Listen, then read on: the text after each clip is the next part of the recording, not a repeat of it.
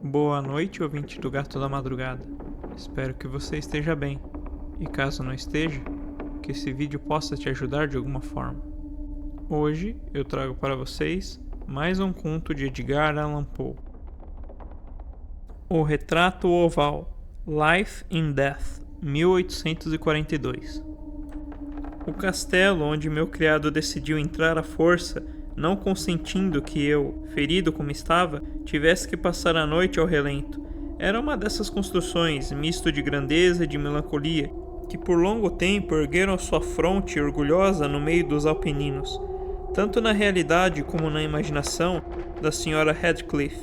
Segundo toda a aparência, tinha sido abandonada temporariamente, há pouco tempo. Instalamo-nos numa das dependências menos amplas e menos suntuosamente mobiliadas, situada numa torre afastada do edifício. A sua decoração era rica, mas antiquada, e em ruínas. As paredes, ornamentadas com numerosos troféus heráldicos, de todas as formas, eram cobertas de tapeçarias, assim como de uma coleção prodigiosa de pinturas modernas, de grande estilo, e em ricas molduras de ouro em gosto arabesco. Talvez, devido ao meu delírio, tomei grande interesse por esses quadros, suspensos não só nas principais paredes, mas também nos inúmeros recantos que a extravagante arquitetura do castelo tornava inevitáveis, de tal modo que mandei Pedro fechar as pesadas portas das janelas do aposento, pois já era de noite, acender um grande candelabro de vários braços, colocado junto da minha cabeceira, e abrir de par em par os reposteiros de veludo preto, guarnecidos de franjas que cercavam o leito. Dei essas ordens para que, ao menos, no caso de eu não poder dormir, me deitasse alternadamente com a contemplação dessas pinturas e com a leitura de um pequeno volume que encontrava sobre o travesseiro e que continha descrição e análise dos quadros.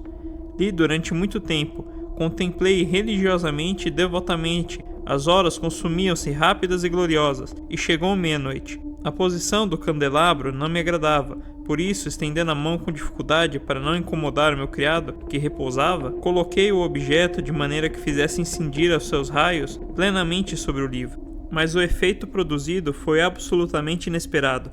Os raios de luz das numerosas velas, porque eram muitas, caíram então sobre um recanto do quarto, que até aí uma das colunas do leito mergulhara em sombra densa. Vi a luz viva, uma pintura que, a princípio, me tinha passado despercebida. Era o retrato de uma moça, já amadurecida, quase mulher. Dirigi ao quadro um olhar rápido e fechei os olhos. Por quê? No princípio, eu próprio não soube o porquê, mas quando mantinha as pálpebras fechadas, analisei rapidamente a causa que me obrigou a fechá-las assim. Foi um movimento voluntário, para ganhar tempo e para pensar, para me certificar de que a vista não me havia enganado, para acalmar e preparar o espírito, para uma contemplação mais fria e mais segura. Ao fim de alguns instantes, olhei de novo fixamente para o quadro. Não podia duvidar, pois o primeiro fulgor do candelabro sobre aquela tela tinha dissipado o espanto e o devaneio de que meus sentidos estavam possuídos, e chamou-me num instante à vida real. O retrato, como já disse, era de uma moça. Era simplesmente um busto, com o rosto e os ombros, tudo naquele estilo que se chamava em linguagem técnica estilo vinheta. Os braços e seios até as extremidades do cabelo radiante se fundiam imperceptivelmente na sombra vaga, mas profunda, que dava contraste ao conjunto. A moldura era oval, magnificamente dourada e lavrada em metal, ao gosto mourisco. Como obra de arte, não se podia encontrar nada mais digno de admiração do que a própria pintura, mas é possível que não fosse nem a execução da obra, nem a imortal beleza da fisionomia, o que tão de súbito e tão fortemente me impressionou. Ainda menos devo acreditar que minha imaginação saía de uma meia sonolência, tivesse tomado o retrato por uma pessoa real. Antes de mais nada, compreendi que os detalhes do desenho, o estilo de vinheta e o aspecto da moldura teriam imediatamente dissipado tal sortilégio e me preservariam de qualquer ilusão, por momentânea que fosse. Enquanto refletia, conservei-me meio estendido, meio sentado, uma hora inteira talvez, com os olhos pregados naquele retrato. Por fim, depois de ter descoberto o verdadeiro segredo do efeito que ele produzia, deixei-me cair de novo no leito. Descobri que o encanto da pintura residia numa expressão vital absolutamente adequada à própria vida, que a princípio me fizera estremecer e finalmente me havia deixado confuso, subjugado e amedrontado. Com profundo e respeitoso terror, tornei a pôr o candelabro na sua posição original, depois de ter assim furtado aos meus olhos a causa da tão grande perturbação. Procurei vivamente o livro que continha análise dos quadros e sua história, indo direto ao número que designava o retrato oval. Li o vago e singular retrato que se segue. Era uma moça de raríssima beleza, e não menos gentil que alegre. Maldita foi a hora que ela viu. Amou e se casou com o pintor. Este, apaixonado, estudioso e austero, já tinha se casado com sua arte.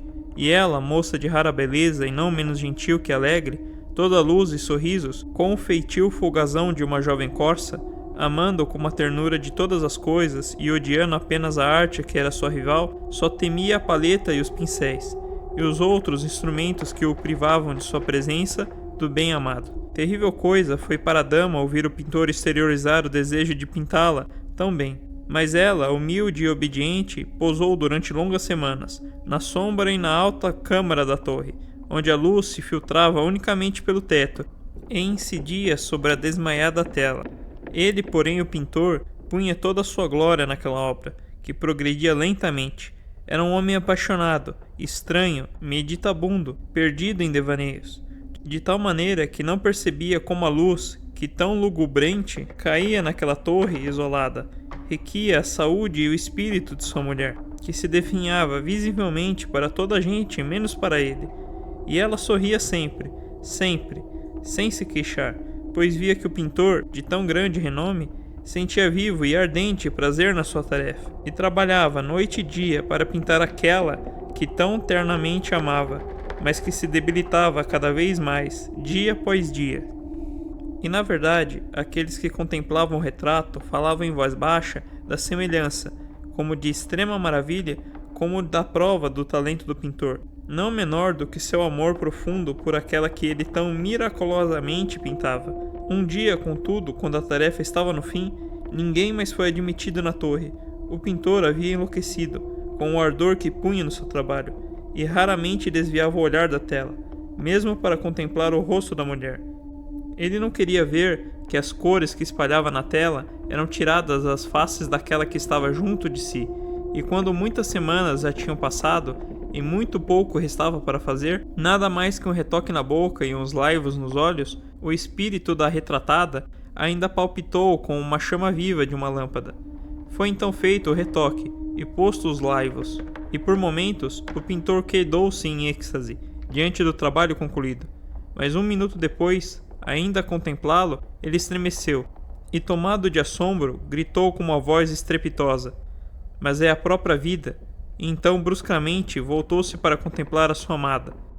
Ela estava morta. Obrigado por ouvir até o final. Curta e compartilhe para apoiar essa iniciativa.